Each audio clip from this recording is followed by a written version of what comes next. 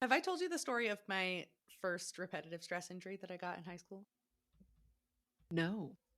So this is how I learned what an RSI was, because I'm a very crafty person. Any kinds of little arts and crafts projects I am very good at. And so when I was in high school, I was really into crocheting, and I would crochet literally for 7 or 8 hours a day. Even on a school day, I would do it during school. I would find the time, but I did not understand that that was a lot of like torsion on your wrist and a lot of bearing weight in weird ways, and is really bad for you to do for hours at a stretch. You need to take a break like every 45 minutes, which I did not know. So I got to a point where my right arm just, I lost all ability to like lift and control it. It would just flop around kind of from Oh the elbow no. down. And my mom was freaking out. She called my doctor and they were trying to figure out what was wrong with me because she thought I had some kind of neurological issue, that my arm was no longer working. And I had no idea what it was because I was, I don't know, like 15 or something. And so the doctor was asking her these questions, trying to calm her down and being like, okay, does she do any repetitive motions? Is she on the computer a lot? Is she typing? My mom's like, well, she does crochet for like 7 hours a day.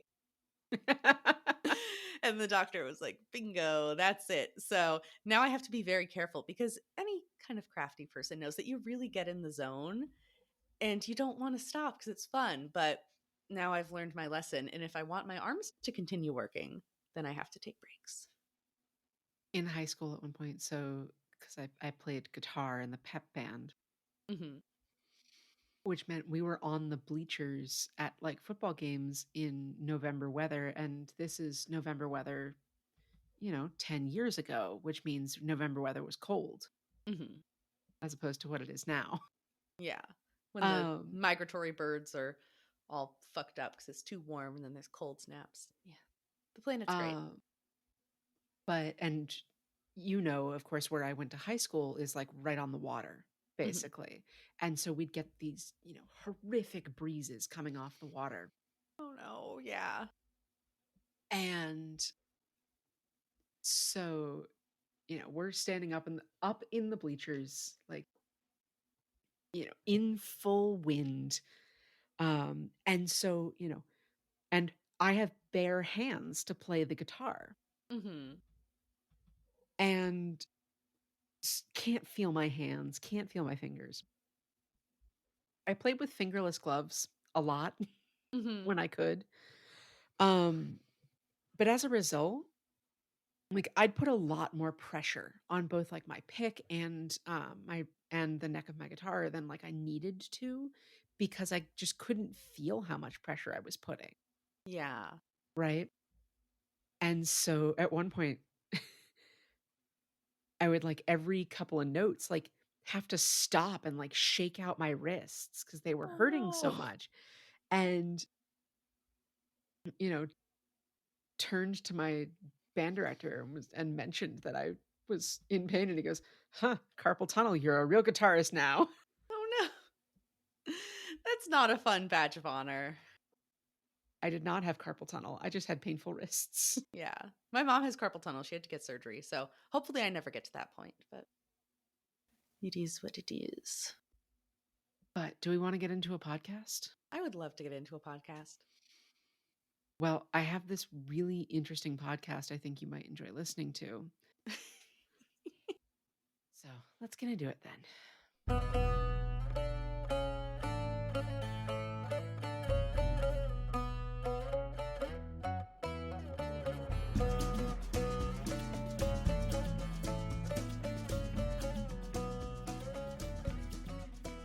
Hello, everyone, and welcome back to another episode of The Fandom Apprentice.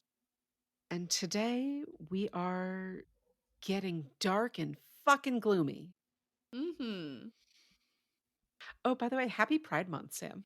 Oh, yes. Happy Pride Month. We didn't point that out in our last episode, but yes, I hope that everyone is out doing all of the seven deadly sins, but especially Pride this month. Yeah, I mean, granted, our last episode was a Pride episode.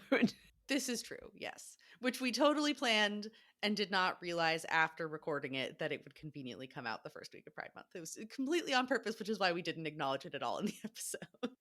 Yes, definitely. But for the next Pride episode here, we return to everybody's favorite gays, Frodo and Sam. I'm Rin. I'm one of your hosts.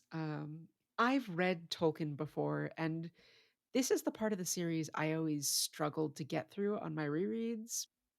So we're going to do our best here. Yeah. I'm Sam. I'm the other one. I am on my journey for the first time.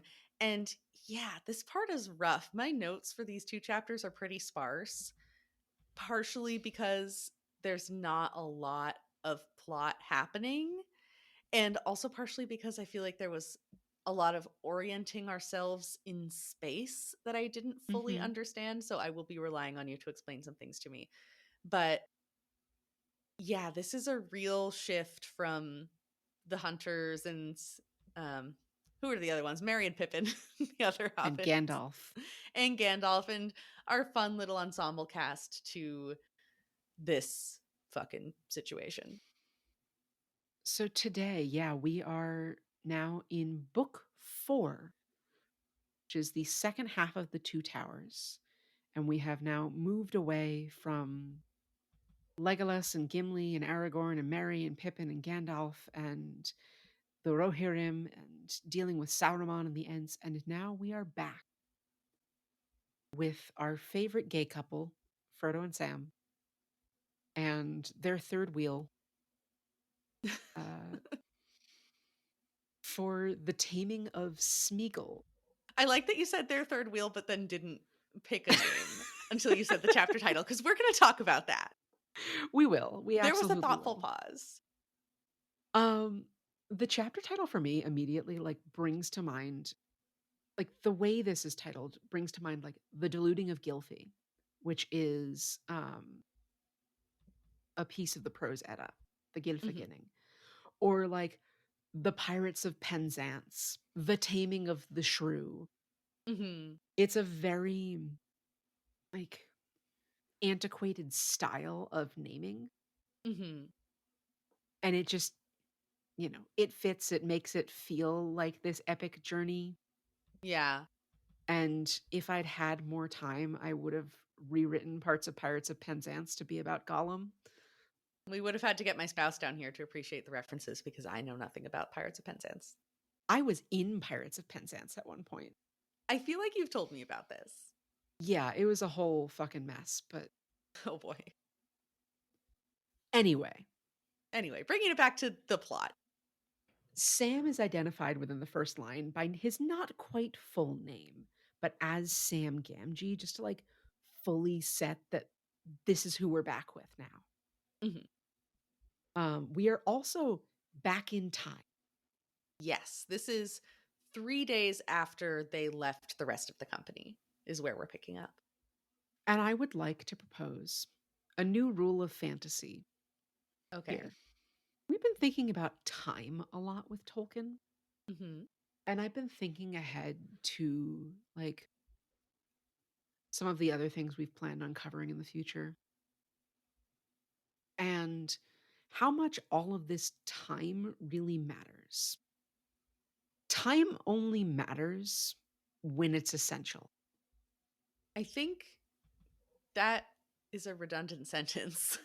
Uh, Listen, my initial phrasing was time only matters when it matters. I feel like that's honestly more fun.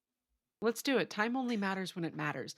And see, the reasoning for this is, you know, you could tell us it takes 4 days to cross the dead marshes, or 2 days, or a single night. It doesn't really matter. It sort of orients us in space and time, but like, you know, here, Tolkien didn't necessarily need to like so strictly identify days in the first one, Hmm. in the first book, right? Where, he could have just said, oh, that was 3 days ago. We were back in the marshes at that point and saw the lights from Weathertop. That must have been Gandalf. Like, But no, he sort of lays little pieces of the groundwork the whole way through. Yeah. And that will not necessarily be the case in other bits of media. But ultimately, like the when of everything and the how long everything takes doesn't really matter. Yes, I would agree with that. It only matters because there's pieces that Tolkien wants us to know are happening at the same time. Yeah. So in this case, the reason that it matters is because we have all of these split perspectives and we want to be able to line everything up perfectly on a timeline and understand when things are happening. That makes sense. Because Yes. otherwise, I think without it, it would be a lot muddier to try and. I think we could still get the gist of it, but it helps to know specifically when things are happening. Yeah. I might fuck with this rule about time, but there's gonna have to be eventually a solidified rule about time. Yeah, we can workshop it. We have plenty of time. But um anyway, they've seen Gollum following them. Yeah, and Sam wants to throttle Gollum if they ever see him again. And there's a lot of violent thoughts in Sam's head during these two chapters, which when there was the first mention of Sam saying that he wants to wring Gollum's neck if he sees him again, I thought, wow, that's a little bit uncharacteristic. But then I remembered when he threw the apple at Bill Ferny for being mean to the horse. He definitely has his moments where he can hold a grudge. But in this case, it just seemed really. This is different. This is not, I'm going to throw an apple at you for saying something insulting. This is Sam wants to do a murder and not just randomly defending himself against some vague incoming threat, being prepared for self defense. This is, I am premeditating that there is this one specific guy that I would like to kill, which feels weird coming from Sam because we're used to this sort of cheerful, bumbling servant guy. And we can talk more about that as we go on. But the chapter starts immediately with that. And sort of immediately setting the stage with how much this journey is changing Sam. Mm. So, I propose a few options. Okay, let's hear Option one, this journey is changing Sam, specifically the journey in proximity to the ring, it. Mm-hmm. right? Um, Two, this is Sam's extreme protectiveness towards Frodo. He has grown up with stories of Gollum and the ring. Mm-hmm. These stories, like Gollum has been the boogeyman of, Bilbo's tales since Sam was a kid, Mm-hmm. right? And now he knows from Gandalf that Gollum's been following them and in the company of orcs and has things to do like with the ring and seeks out the ring for himself and might and you know I think Sam is scared of anything happening to Frodo, Mm-hmm. but Gollum represents a very real, very immediate threat to Frodo. Mm-hmm. And he's one that Sam can deal with. Yeah. Right? And so Sam is directing this energy at Gollum because that's somewhere he can direct his energy. He can't stab Sauron, Mm-hmm. but he can kill Gollum. Yeah, I think that makes sense. I want to believe, just for the sake of Sam being a more well rounded person, that it's not entirely his protectiveness towards Frodo. Maybe it's fear for himself or his own sense of justice inspired by Bilbo stories.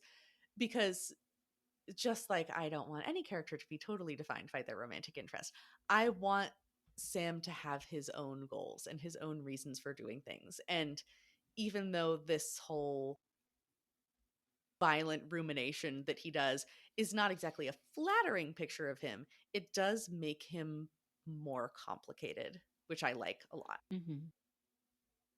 It makes him feel like less of a caricature. Fair enough. It's like how I want Eowyn to envy Aragorn's power. I want everyone to be a little conniving just to make them more interesting. But, we'll see as we carry on how all that goes. And this is why you play a warlock in D&D. I do.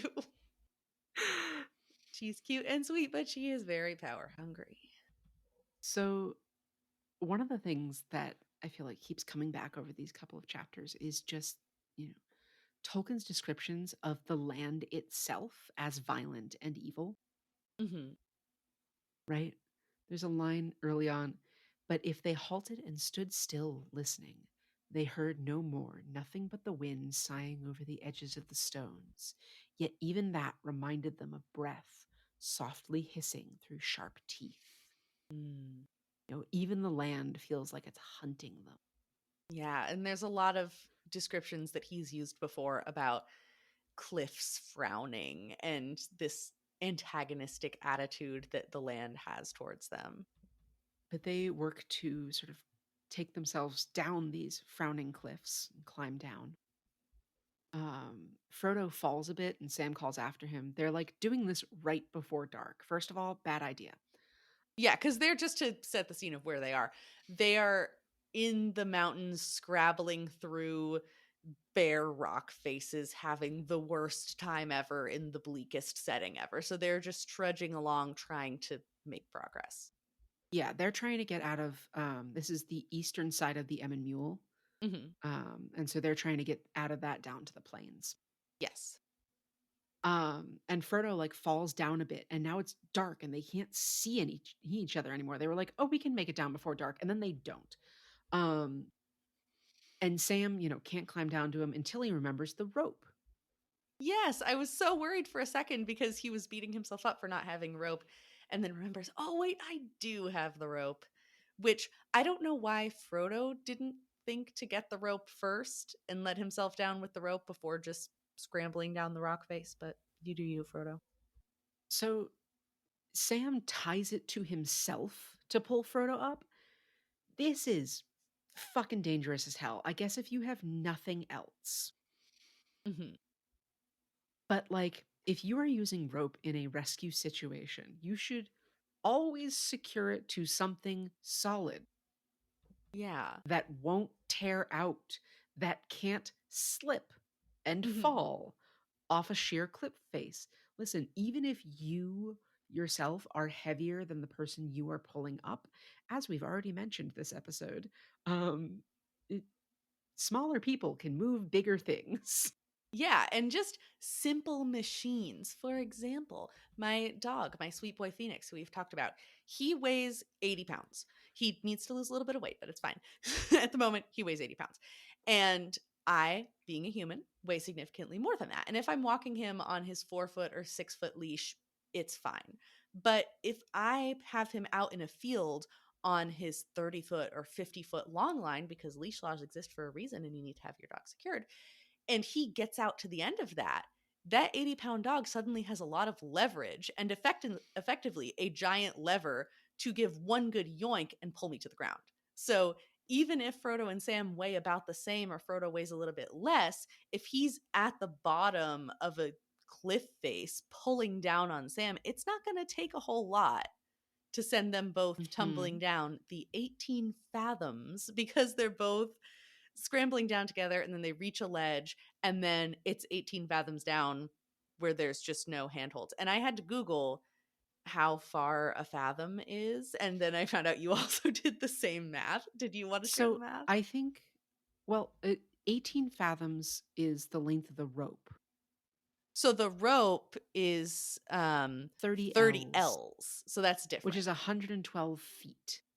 Yes. Or 34.29 meters if you are a non American friend. Um, and so Sam says the rope itself is about 18 fathoms, which is about 100, and 18 fathoms is 108 feet. So, like, that makes sense.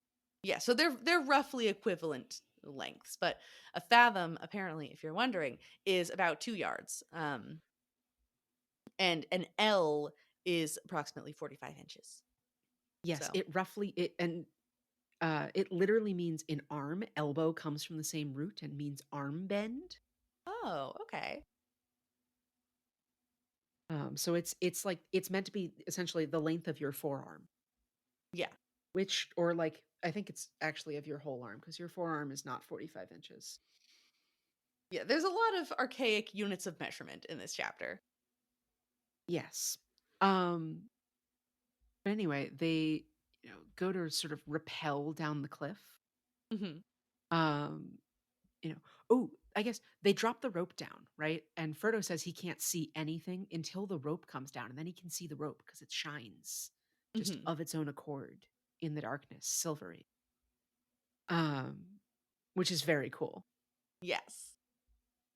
Um, it is silver, looks a bit thin but tough and soft as milk to the hand. Which soft as milk is not necessarily when I think of soft things, I do milk doesn't come to mind, but it works. I suppose. Um, so to rappel down, Sam ties the rope around his own waist twice, right? Mhm. And that's an option. You can, so when you're rappelling down with just a rope and you don't have like a harness or anything, um, you'd use a bowline knot, and you can use that in search and rescue. You can just tie it around somebody's waist, or underneath shoulders if Mhm. you're pulling them up. But also, you can use a single end of rope to make basically a makeshift climbing harness Mhm. around your hips and lower back that will support your weight better and not put pressure on your back. And it's relatively easy. Granted, I'm going to let them slide because I don't think they would know how to do this. Yeah. And if you're Um, getting survival advice from the two towers, then you already should not be in a survival situation. So don't necessarily worry about the feasibility of what they're trying to accomplish. anyway, they do get down, and Sam kind of frets that he has to leave the rope now. Mhm. But then he tugs it and it comes down with them, and they argue about his knots, and Sam maintains his knots were just fine, thank you very much. Yeah. And there's all bickering about that as was it the knot? Was it the rope? Did the rope fray? No, the rope didn't fray. Look at the rope. This is just, couple bickering. And the solution that they propose that I want to believe is that it's just magic. And the rope knew that Sam wanted it to come down, and so it untied itself and jumped right down. The more sinister solution that I thought of was that it was Gollum untying the rope and just to tease Oof. them and fuck with them a little bit. But then I was thinking, no, maybe he needs it. If Gollum wanted to climb after them, he would climb on the rope, but then we find out he has fucking gecko sticky hands, so maybe he doesn't even need to. So the nicer, more fun, more whimsical interpretation is just that it's magic. So I'm gonna choose to believe that. Fair enough. I Um, also mm. oh I was gonna say, I really enjoy Sam's fretting here. He uses in place of cursing. yeah. "Ninny hammers," he said. "Noodles, my beautiful rope." Yeah. All words that he learned from his dad, which is very funny. Um But I wanted to talk a little bit about what it is that Frodo sees when the sky clears up and he's looking out to the east and is talking about all of these, battles and stuff that are happening. I wasn't super clear on what we were meant to get from that. What I think it's describing is not what Frodo can literally see, but just stuff that's happening in the world out in that direction, because I don't know if they have a lot of visibility down in this gully that they're in. Let me see if I can find it. Ah, yes. He looked out. Clear sky was growing in the east once more. The skirts of the storm were lifting, ragged and wet, and the main battle had passed to spread its great wings over the ebon mule, upon which the dark thought of Sauron brooded for a while. Yeah.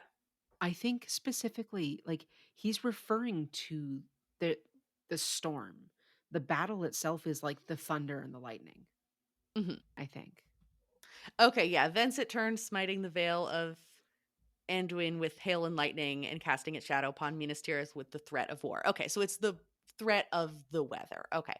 I didn't know if it was referring to literal actual battles that were happening, but that makes a lot of sense. I also enjoyed the description of the skirts of the storm lifting ragged and wet, because I am someone who wears a lot of skirts. I'm wearing a skirt right now.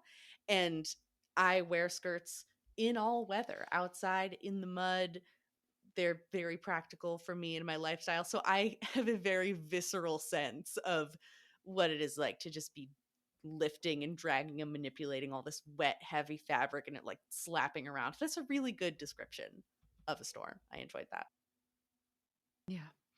I like again, it's a description of the very land itself as violent and promising violence upon them. Mhm. Just to really drive home what fucking danger we're in right now. Yeah. But they look up, they go to rest, and they look up on the cliff face, and there's fucking Gollum. Shocker from the chapter title. Who would have guessed? And they get in position to ambush him and they capture him and argue about what to do with him. And I want to talk about pronouns. Okay, let's go for it. Sam refers to Gollum as it, um, until Frodo expressly uses he, him pronouns for Sméagol. Hmm. And then Sam switches. I didn't even pick up on that. Over the course of this chapter, right? Um, Gollum uses the royal we for Hmm. himself until the name Sméagol is uttered. Hmm. And then, and until he refers to himself as Sméagol, and that's when he starts to use the singular I. He still uses the royal we, and still refers to himself in the third person, but he now also uses the first person singular. So just to kind of contextualize this with what is actually happening, just in case people have not read this chapter, like why are there all these different pronouns being used? So Sam tells Frodo that he has fucking had it with Gollum and is ready to give him a piece of his mind. And Frodo cautions him to slow down a little bit. So Sam tucks himself under his little elven hood and, sneaks up to ambush him. Sam jumps on Gollum as Gollum's falling off the cliff. Frodo grabs Gollum by his hair and holds Sting to his neck and has this whole big threat about, this is Sting. You have seen it before once upon a time. Let go or you'll feel it this time. I'll cut your throat. And there's threats of murder, but Frodo insists that they don't actually kill him, reflecting on Gandalf's words about pity and who deserves to live and who deserves to die. Argument against the death penalty. Mhm. During this whole interaction is when Frodo addresses this being as Smeagol. And that's when I suddenly had the question of, okay, how are we supposed to address him? And we see this Ah, dialogue, this really big internal battle between basically the personalities of Gollum and Smeagol trying to take control. And yeah, basically, he says to Frodo not to try to talk to Smeagol because Smeagol went away long ago. They took his precious and he's lost now. And so then this is where we see this identity issue come up, just to anchor what you were saying in the hmm, plot events. yeah. So I think I actually have a little bit more on Gollum versus Smeagol when that conversation comes up later. Yeah. Yeah. Um, but moving on here, they make a deal with Gollum, and I'll refer to him as both Gollum and Smeagol as we go forward, and particularly for these couple of chapters where it's clear that he is still both. Hmm. Sam and Frodo pretend to fall asleep. Gollum goes to escape, but is caught, and they tie him with the elf rope. Hmm. And, you know, they sort of exact a promise from him to serve the master of the precious. And specifically, they find a way to force him to make a promise that they will be able to trust because they have both grown up on stories about Gollum. And so they know that he's Hmm. not exactly a trustworthy guy. And Right.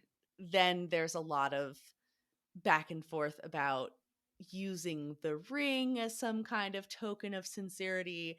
And Gollum says, I'll swear on the ring. And Frodo says, No, no, no. You don't get to see it. You don't get to touch it. You can swear by the ring. We can use the ring metaphorically, but this ain't my Right. first rodeo.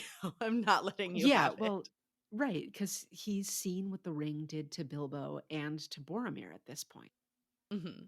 who both wanted to see the ring, to touch it. Yeah.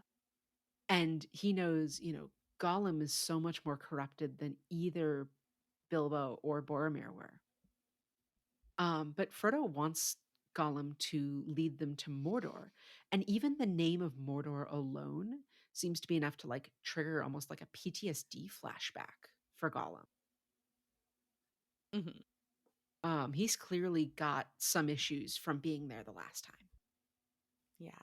He doesn't want to go back, but he will lead them in that direction for now. And I have a line that I appreciated from this section as they're making this negotiation. For a moment, it appeared to Sam that his master had grown and Gollum had shrunk. A tall, stern shadow, a mighty lord who hid his brightness in gray cloud. Rin is pumping their fist in the air, which is delightful and also distracting. And at his feet, a little whining dog. Yet the two were in some way akin and not alien. They could read one another's minds. Gollum raised himself and began pawing at Frodo, fawning at his knees. And there's a lot there. Did you have Uh-huh. any immediate things that you wanted to unpack about it? I also have this exact line copied because this is the reverse Aragorn. Yes. Aragorn, when you catch him in the right light, shines with goodness and power and, regal command. This is the dark version that Frodo is channeling. Hmm. Power not through uh like goodness and the right of kings, but through fear and command. And also the very important observation that he and Gollum are not opposites in this moment. They're alike. Even though they're in different positions of power, they're both suffering because of the ring. And that Mhm. reflects more broadly this whole theme that we've been talking about wanting to destroy the ring rather than have anyone use it, about wanting to abolish this system of ring mind control that harms everyone. And this is a good example about how oppressive systems dehumanize everyone involved with them, whether you're the one, quote unquote, in power or not. You can still use that system to cause harm to other people, and not everyone is being affected equally in this situation, but ultimately they're both losing their quote unquote humanity because they're not humans. They're losing their souls and their goodness because of the influence of the ring. So it's a Are good little you like what. are you listening into my audiobook? Which I'm audiobook? reading I'm reading Freedom is a Constant Struggle by Angela Davis right now. Hmm. Um the subtitle to that book is Ferguson, Palestine and the Foundations of a Movement. I should read that one. No, I although I wish that I could claim psychic powers, I just have a gender studies degree, which was really more of a queer theory and general sort of leftist social justicey degree, less specific. We didn't talk about gender very much, actually. So, nah, that's just me applying my very expensive education. Now, Angela Davis talks a lot in the book about systems of power and bringing a feminist mind frame to our modern abolitionist movements. Mhm. Anyway, Yeah. So it's all connected, baby. all coming back. But that pretty much covers the end of the Taming of Sméagol. They um, says, from like once they make the deal, the line there's from that moment a change which lasted for some time came over him, referring to Gollum. He Mhm. spoke with less hissing and whining, and he spoke to his companions direct, not to his precious self. He would cringe and flinch if they stepped near him or made any sudden movement, and he avoided the touch of their elven cloaks. But he was friendly and indeed pitifully anxious to please. And then it says, though, Sam said little to him of any sort. He suspected him more deeply than ever, and if possible, liked the new Gollum, the Sméagol, less than the old. I had highlighted that too, is that Sam is not happy. And we can cut this if we already talked about it. But did we mention specifically that when they ambushed Gollum, they tied him up in the elven rope and that it was burning him because of its elvish magical powers? Oh, I don't think so. Yeah, well, that's Um, important because it comes up yeah, in the next chapter too, is that Gollum is like allergic to elf magic. It harms him just to be near it. That's why he's avoiding the touch of their cloaks. We'll see more of that when they try to feed him some lembas later. He cannot stand to be touched by anything elven. And that's ultimately part of why they end up making the deal instead of just putting him on a fucking leash and walking him because it is genuinely harming him to touch the rope. And as much as he sucks and Sam still definitely wants to murder him, they also don't want to just torture him unnecessarily. right. Um, and I'll bring up just a little bit more with that in a page or so. Um, but as we move on to the next chapter, the passage of the marshes, I feel like these chapters aren't super differentiated. It's all sort of the travel sequence. Mhm. Um, unless you have anything else from this sort of first half, and we can keep going back. We've been out of order a little bit this time. Yeah, no. Plot wise, there's really not a lot, and there's not a lot of different locations besides the marsh, which is great. But I have many things about the marsh. oh, I'm sure you do. So yeah, we can bounce What's around a little that bit. supposed to mean, Sammy? Because you have evil little schemes, and also I'm sure you know a lot of stuff about bog bodies because you're you, and that seems like something you'd be educated about. Anyway, moving on. Gollum sings a terrible little song about wanting to catch a fish. No, no, no, no, no. It is not a terrible little song. It is a wonderful song. It's terrible because Gollum's singing it. Okay, fair. I would not enjoy Um, it if I heard him singing it. If someone else sang it, then it would probably be delightful. that's fair enough. I personally love it because of the callback to The Hobbit, Hmm. to riddles to chapter 5, Riddles in the Dark in The Hobbit, where Bilbo gets the ring, right? And they have a riddle contest for it. And uh so Gollum is talking about just, you know, making these rhymes and wordplay about how the rocks and the cold land hurts his hands and feet, but the stream is so nice, and now he wants a fish. But stream and pool is wet and cool, so nice for feet, and now we wish. And then stops and goes, "Ha ha, what do we wish? We'll tell you. He guessed it long ago. Baggins guessed it." And then recites the riddle: alive without breath, as cold as death, never thirsty, ever drinking, clad in mail, never clinking. And then he continues because that's the line from The Hobbit. That's the riddle. It's Hmm. two couplets. And actually, the line from The Hobbit is all in mail, never clinking. Hmm. To which the answer to that riddle is fish. But Gollum then goes on, drowns on dry land, thinks an island is a mountain, thinks a fountain is a puff of air, so sleek, so fair. What a joy to meet. We only wish to catch a fish, so juicy sweet. What this does for me is shows us like Smeagol is not a creature. Smeagol is like a full sentient sapient being. He's smart, he's cunning, he's engaging in wordplay, he's creating music, he's got an excellent 70-year plus memory Hmm. for word riddles. Because a reminder, it's now been 70 years since he encountered Bilbo underneath the Misty Mountains. Yeah. So, you know, I think this just shows us the kind of being that we're working with because Gollum is described in bestial terms so frequently. I feel like it's easy for us to forget that we are dealing with a creature very much like a hobbit. Mhm.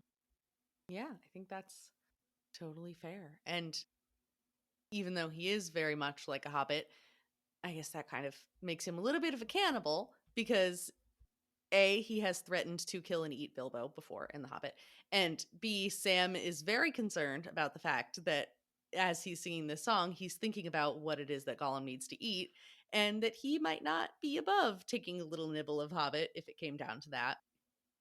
Which leads us into their little break that they take, Mhm. because Frodo goes to share Lembas, right? And as you mentioned, Smeagol can't eat it. He gives this big, like, lamenting speech about how he'll starve, but he doesn't mind. It's fine. So obnoxious.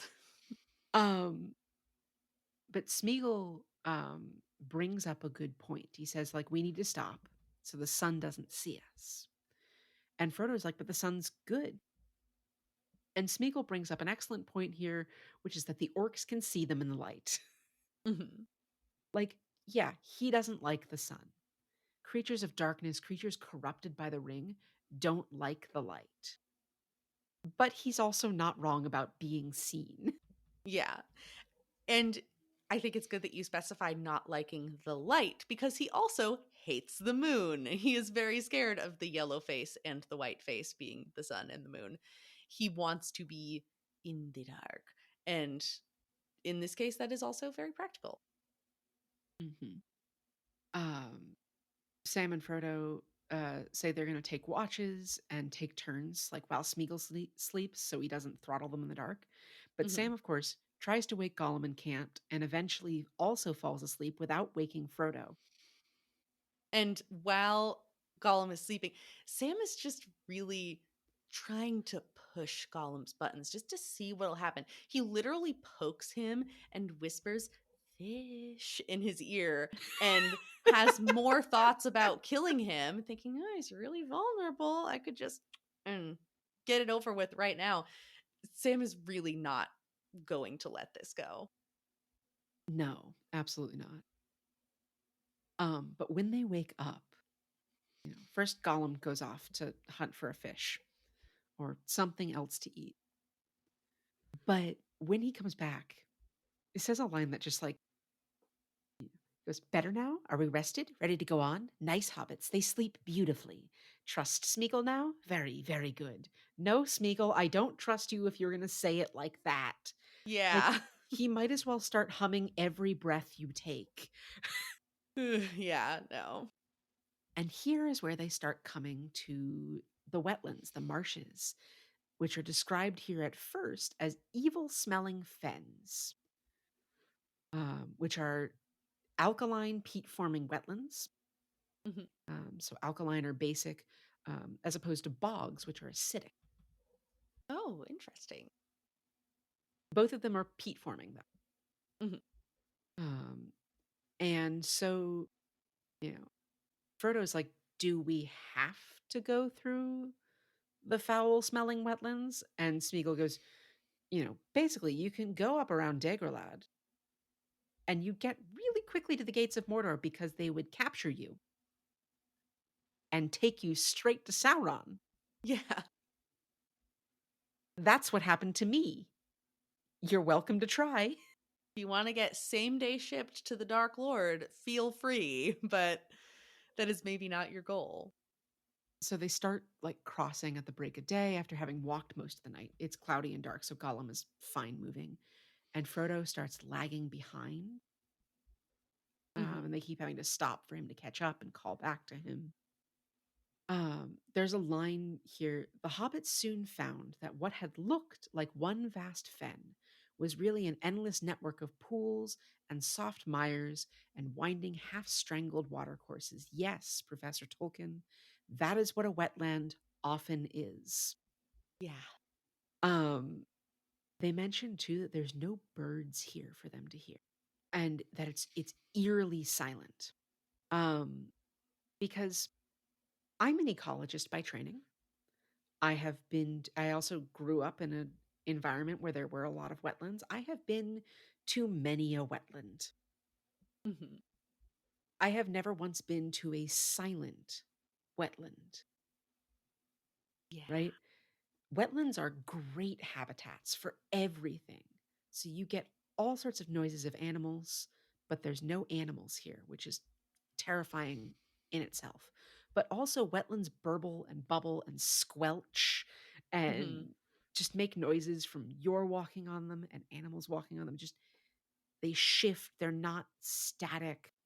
Uh, so, a silent, like dead wetland is terrifying. Yeah. And there Um, were, oh, sorry if you have a flow, nope. continue. No. I was just gonna say there were two things that I didn't want us to totally breeze past that happened a little bit before that. So I guess just to go in reverse order. So about Frodo losing steam and really being just fully exhausted. It talks about how he's feeling the weight of the ring almost as like a physical weight dragging him down, but also Mhm. the presence of the eye. And that Frodo is referring to Sauron's awareness of him as the eye in his mind. And that's taking a huge mental toll on him. So there's a lot of factors slowing Frodo down. And then there was a line that I had highlighted. Sam's mind was occupied mostly with his master, hardly noticing the dark cloud that had fallen on his own heart. He put Frodo in front of him now and kept a watchful eye on every movement of his, supporting him if he stumbled and trying to encourage him with clumsy words.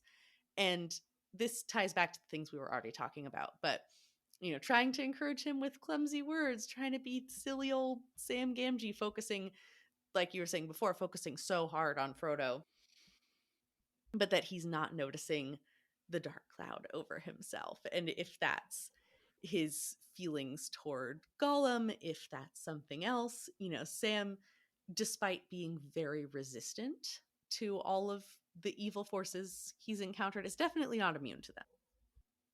Mhm.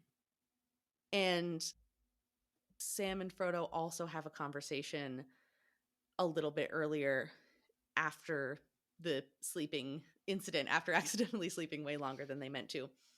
They're talking about food and Gollum fishing and what they're going to eat and what they're going to do with all the lembas. And Sam makes the point that they don't have infinite lembas. They have maybe 3 weeks of it if they ration it really carefully, but what are they going to do after that? And Frodo makes the point that they're probably not going to need bread again at that point. Like we've talked about before, he's fully expecting to die on this journey. So he says basically, if we can make it to Mount Doom, that's more than we can even hope to accomplish at this point. So I'm not really worried about our food supplies because I expect that we're going to die. And then after that, Sam nodded silently. He took his master's hand and bent over it. He did not kiss it, though his tears fell on it. Then he turned away, drew his sleeve over his nose, and got up and stamped about, trying to whistle and saying between the efforts, "Where's that dratted creature?" And that's more of the same, trying to be his old self, trying to be comic relief, but this whole situation weighing really heavily on him. So I just wanted to highlight those two moments because they really stuck out to me in the midst of all of these bogs and rocks and bleakness. Fair. Um, Speaking of in these bogs and rocks and bleakness, they officially reach the dead marshes as Hmm. they come to the night now, which open into meres, which a mere is a lake or a pool from the Old English word mere, meaning lake or sea, Like the mirror mirror. the mirror mere. Um, and I would like to invoke Law of Fantasy number 4. It all comes back to Beowulf. Uh, the word mere is used in Beowulf to describe the lake that Grendel's mother lives in. She's referred to as a merewif or water woman, woman of the mere. And Maria Davana Headley, in her fictional Beowulf retelling novel, The Mere Wife, plays on the double meaning of the word mere in modern English. But Mhm. anyway, so it all comes back to Beowulf. It does. It does indeed. Um, So what are they seeing in the marsh, Rin, in the mirror? well, they're seeing lots of little lights Mhm. all around. And I love the little lights because will o' the wisps are a super common piece of folklore around the world. There's equivalents literally worldwide. Mhm. Wherever wetlands like this occur, you're going to get stories of these lights. Sometimes they're lost souls, sometimes they're creatures trying to lure in travelers. Um, if they're not evil, they're usually problematic in some way for those who stumble across them because travelers might mistake them for a candle or a fire in the distance, wander off and get lost or drown, Mhm. right? And the reason these are so common is because weird, creepy lights are actually very common in fens and bogs. I did not know this. The anaerobic environment of peat, which is basically decomposing plant matter, anaerobic means without oxygen. It's perfect for anaerobic bacteria and archaea, which, in breaking down organic material for nutrients, produce gases like phosphine, diphosphane, and methane, right? Phosphine and diphosphane have a lovely little property, which is that they ignite when exposed to oxygen, Hmm. which then can ignite methane, which creates sort of just enough flame to seem like a little floating candle. Oh, interesting. And also, when undergoing oxidation reactions, they can emit photons without necessarily combusting. Mhm. Um, so yeah, that's what they're seeing. So much science. I wish that was all they were seeing. Because in this case, they talk about the lights being like the candles of corpses, and I'm writing that down as candles of corpses, mysterious lights, what's going on here? The marshes are full of dead people. If you look down into the water, there is decomposing bodies staring back up at you, and it's fucked up. I wrote nope, nope, nope, nope, nope in all caps. Apparently, what had happened is that there was a big ancient battle and a lot of graves, and the marshes over time had come and swallowed up all of those graves, and all these bodies have sort of floated up. But I do not want to be in a dark Martian. I know I've talked before about how, the dead body isn't inherently scary. It isn't inherently evil. In this case, it's really scary and evil because they have terrifying soul lights, and you look down into the dark and these creepy faces back up at you. Nope, nope, nope, nope, nope. Oh, I hate it. So, So, so they first see the bodies because Sam trips and falls into the water. mhm. And Tolkien here now says it's a bog. Pick one, Professor. It's a bog or it's a fen. Bogs are acidic. Fens are alkaline, Do they have both in right? England? Is there one that it I would mean, be more likely to be?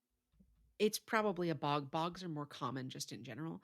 Also, it's Mhm. entirely possible that like part of the wetland they could have been in could have been more basic, so greater concentration of hydroxide ions, and now they're in an area that has a greater concentration of hydrogen ions in solution, so it's more acidic.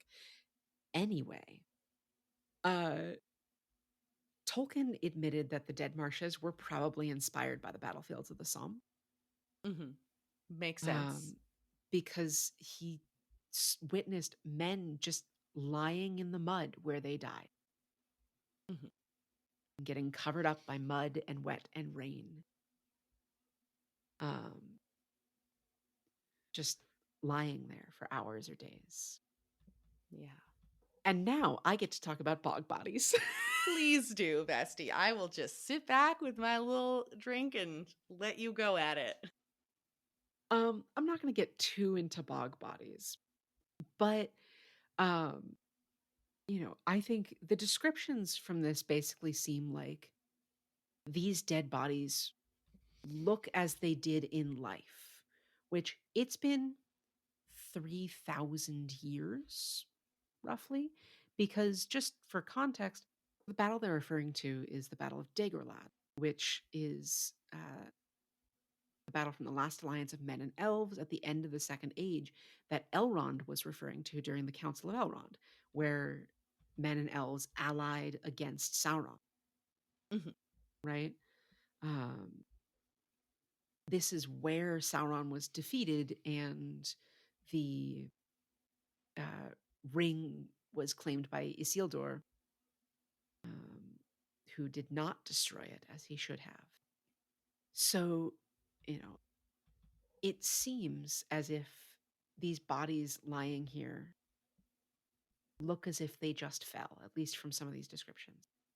And, as a archaeology nerd, this makes me think of bog bodies. Hmm. Anaerobic environments without oxygen are really good at preserving things, right? Which means we have some incredibly well preserved bodies that were either intentionally or unintentionally preserved in peat bogs, often from like Ireland and Denmark. Hmm. Um, one of the more uh, common ones that we have is Toland Man. It's from about the 4th century. And from these bog bodies, we get uh, basically complete human preservation. So, in some of these bogs, not all of them, but particularly, colder in colder climates, Denmark, Ireland, um, it preserves all soft tissue. And so, unlike in Egyptian mummies and things, we still have internal organs, like preserved internal organs.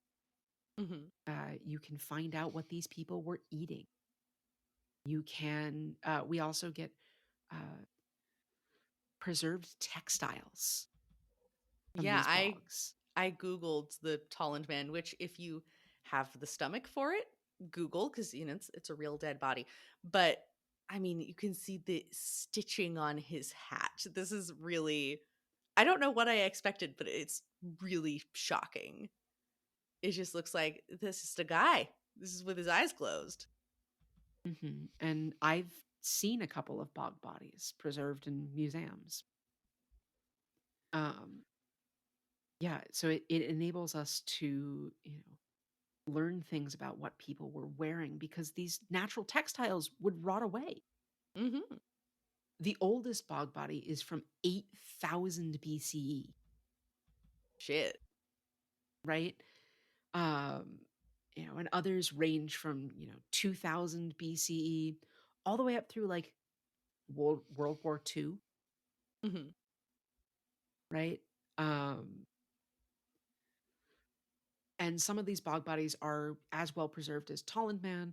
Some of them are less well preserved. And so Tolland Man was a sacrifice.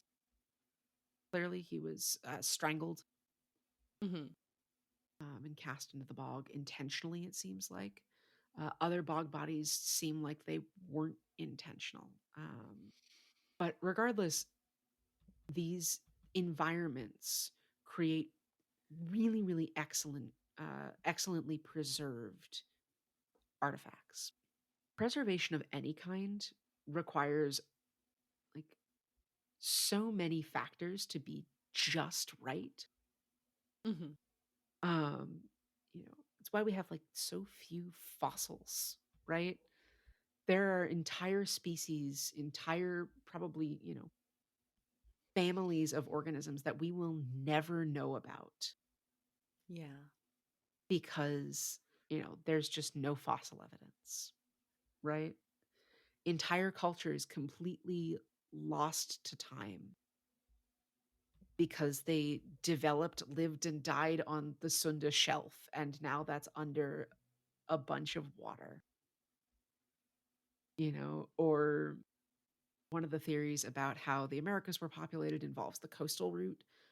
So coming across the Sea Bridge and then down the west coast of what's now the US and Canada into South America, Hmm. because now the earliest projections for human habitation in the Americas are long before the ice free corridor opened up. So the ice free corridor path doesn't really make sense anymore.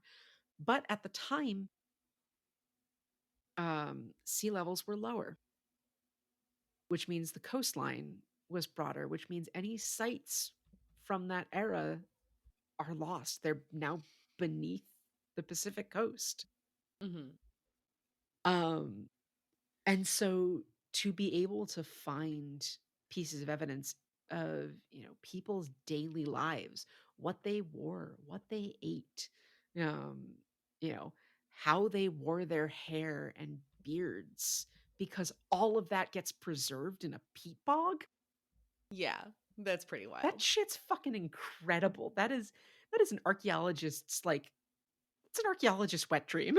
Yeah, like, on the Tolland man, you can see his stubble. He shaved. Like, it's just so many and because I am also a big nerd and I'm extremely sentimental about historical textiles. Just thinking about his hat and the stitches that you can see on it, somebody in his community wove that fabric. Somebody cut it and somebody stitched it and somebody put it on his head and like somebody had to make tools. They had to have a loom. They had to make little needles. Somebody was spinning thread. There's just like so much to wonder about and you can see the hands of so many people at work just in a random piece of cloth that happens to be in a bog from 10,000 years ago. Yeah. You and I will have to talk at another time between ourselves about Eggtvet Girl and her skirt. Oh And her yes, is string that the one skirt. that's with like the twisted rope skirt?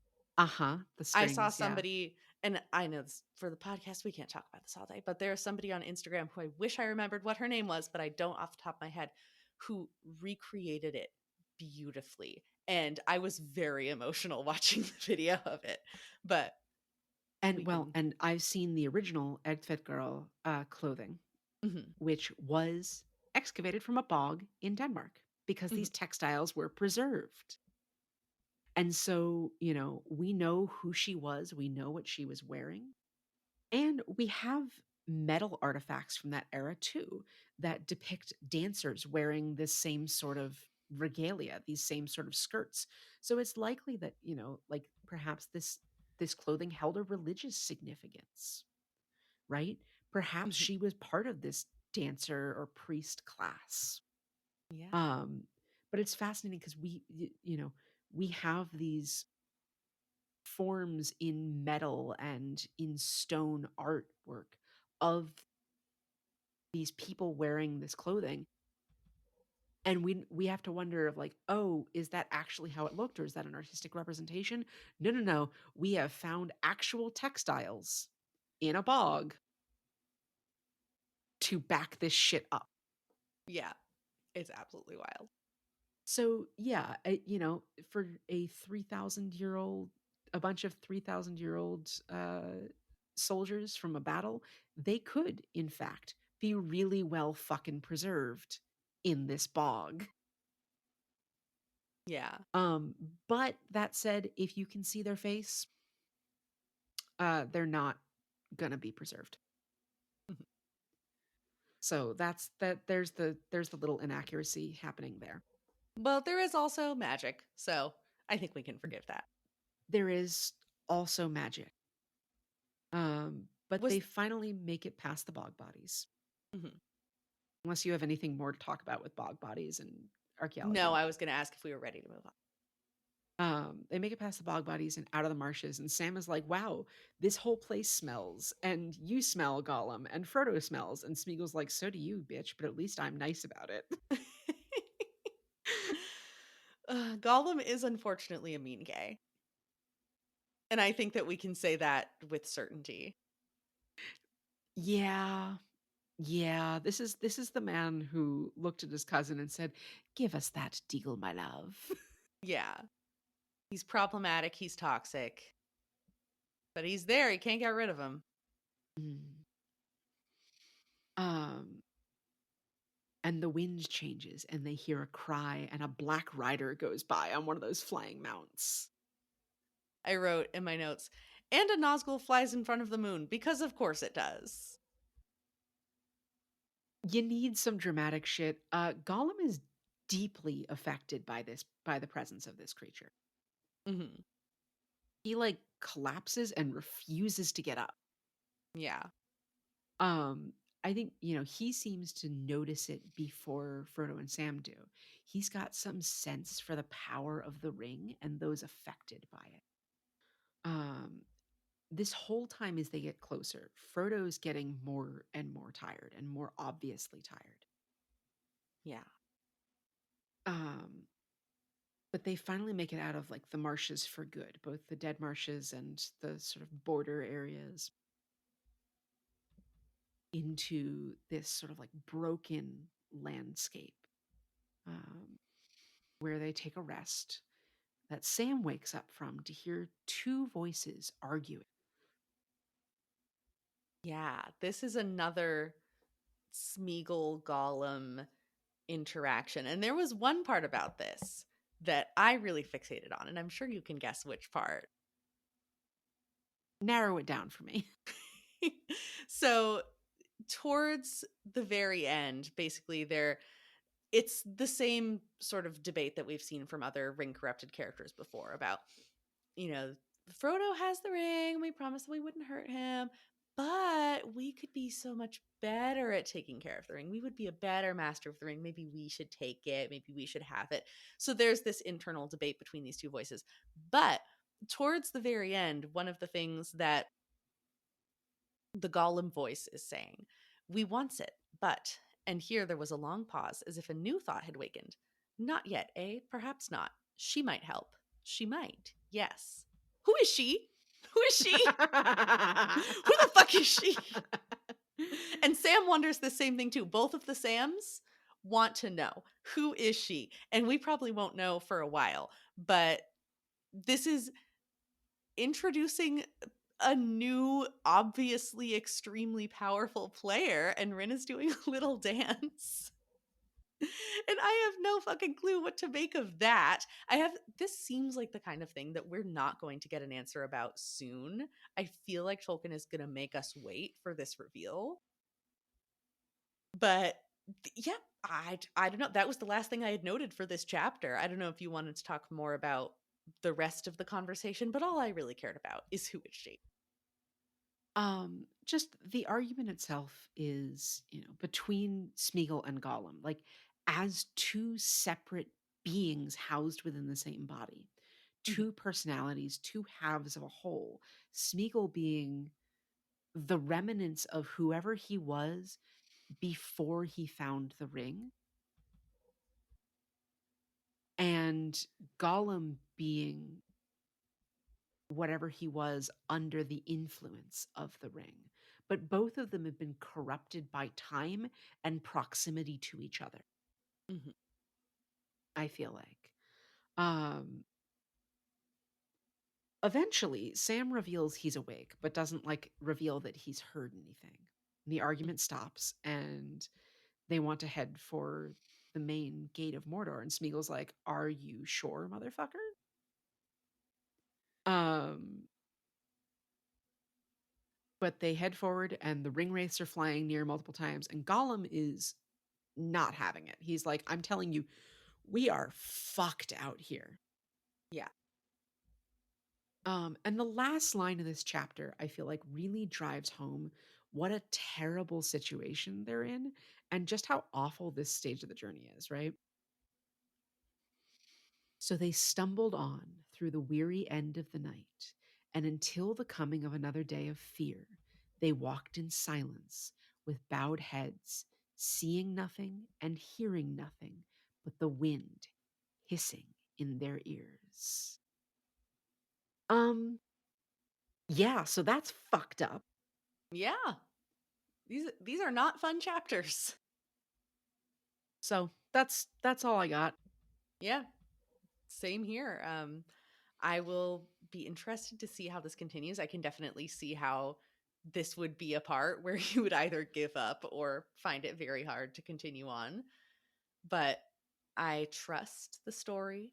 I trust that all of these things are going to have payoffs, and there's just enough to keep me interested, like the who is Mhm. she and all of this Smeagol and Gollum fighting for dominance. Will they achieve harmony? Will one of them win? Will their body die? Almost certainly yes. Can that be a capital P prediction? Gollum's gonna die for sure, for sure. There's no way that he lives a happy ever after, reintegrated into Hobbit society at the end of all this. um but He gets to wear a little bow tie and live under hill Great. in Bagshot Row. So, yeah, this is a trust the process point.